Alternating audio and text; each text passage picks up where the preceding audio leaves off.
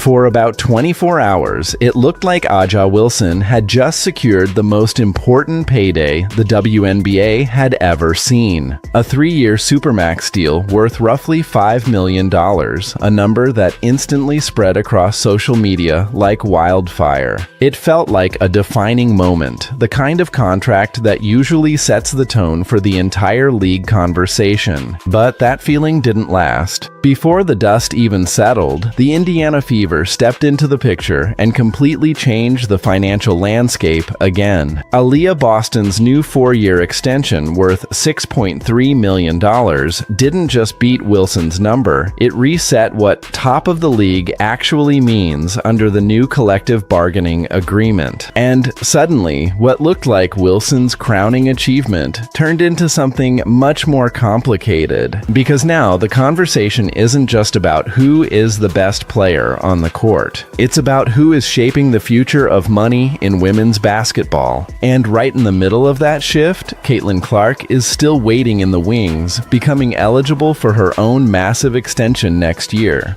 That alone is enough to make front offices across the league pay attention, because Indiana isn't just building a team anymore. They're building a long-term financial powerhouse. Wilson has been one of the most dominant and outspoken figures in the WNBA for years. Multiple MVPs, finals MVPs, a consistent presence at the top of the league, and now a contract that, for a brief moment, put her at the summit of the salary structure. But the timing couldn't have been worse for that celebration, because Indiana's front office had already been working on something bigger. Aliyah Boston's extension didn't come out of nowhere. It came from a very specific clause in the new CBA called the Epic Provision, which is designed to reward elite performance earlier in a player's career. It allows young stars who meet certain achievements, like all WNBA selections or MVP-level production, to break out of their rookie-scale contracts much sooner than before. Boston qualified through her rapid rise since being drafted number 1 overall in 2023. By 2025, she had already stacked multiple All-Star appearances and an All-WNBA second-team selection. Indiana didn't hesitate when the window opened. They moved fast, locking her into a deal that immediately became the richest in league history. What makes it even more interesting is how the structure of that contract was designed. Boston's deal starts at around $1 million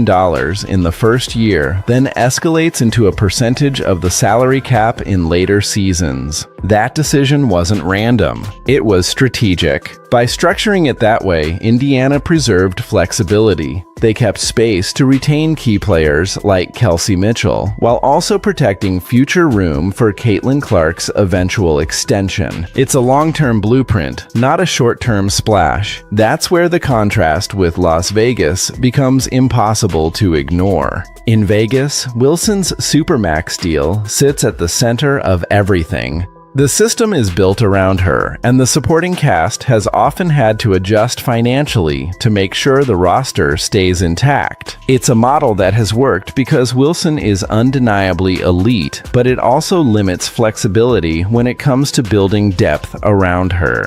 Indiana is taking a different approach entirely. Instead of concentrating everything around one contract, they're stacking value across multiple young stars who are still improving and still relatively cost-controlled under the new system. And that's where the conversation naturally shifts to Caitlin Clark. Clark becomes eligible for the same epic-style extension in 2027. If Indiana chooses to extend her at the projected level, the Fever could end up with 2 of the highest paid contracts in WNBA history on the same roster at the same time. That has never happened before, and it changes how teams will think about building around young stars moving forward. The chemistry inside Indiana right now reflects that long-term vision. When Boston's deal was announced, Clark's reaction was simple and supportive, and Boston responded just as quickly. No theatrics, no long statements, just 2 young players clearly aligned on the same goal.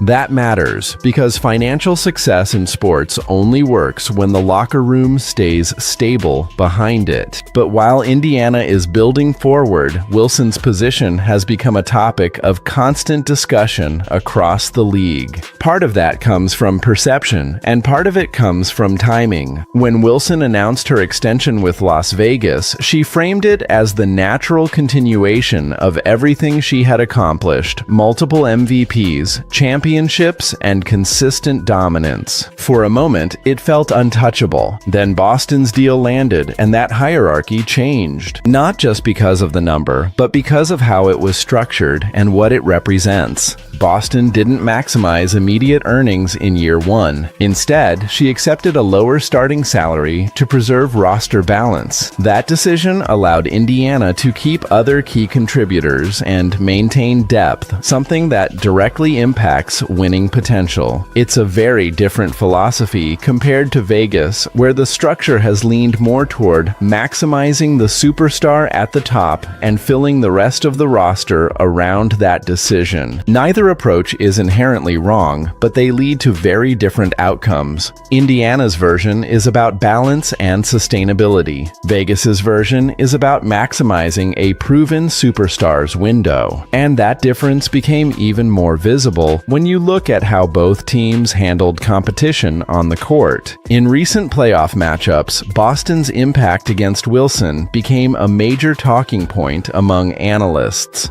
Boston's ability to seal position in the paint, finish through contact, and consistently draw fouls forced Las Vegas into uncomfortable defensive adjustments. Her efficiency around the rim created constant pressure that affected how the Aces had to structure their entire defense. Wilson, for all her talent and experience, was put in difficult positions defensively during those stretches. That doesn't take away from her resume, but it does highlight how quickly matchups in the WNBA are evolving as younger frontcourt players develop physically and tactically. At the same time, Indiana's overall system looked increasingly cohesive, even without full health at various points. That matters when evaluating long-term success. Teams that can maintain structure through injuries usually end up with deeper playoff runs over time. Off the court, the financial and commercial side of the league is also shifting rapidly.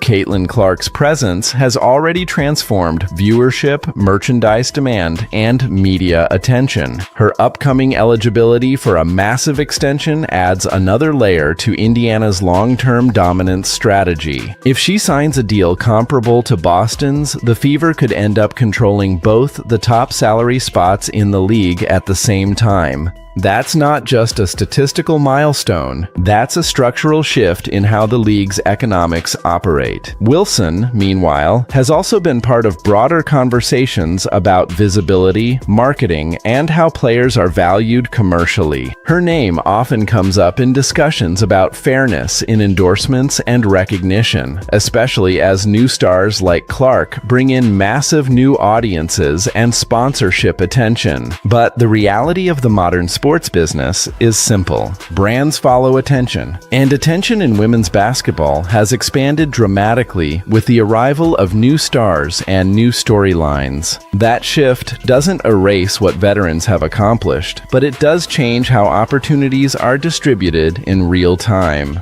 Right now, Indiana sits at the center of that change. A young core, a flexible financial structure, and two franchise players locked into long-term deals with a third on the way. That combination is rare in any professional sport, and it explains why so much attention has shifted toward them in such a short period of time. Meanwhile, Wilson remains one of the most accomplished players in the league, but now she's operating in an environment where new financial benchmarks are being set around her rather than by her. And that's the real story underneath all of this. It's not just about one contract or one player. It's about how quickly the entire structure of the WNBA is evolving and how Indiana has positioned itself at the center of that evolution, while Las Vegas continues to rely on a proven but more rigid model. The league is entering a phase where timing, structure, and long-term planning matter just as much as talent. And right now, Indiana looks like they've mastered all three.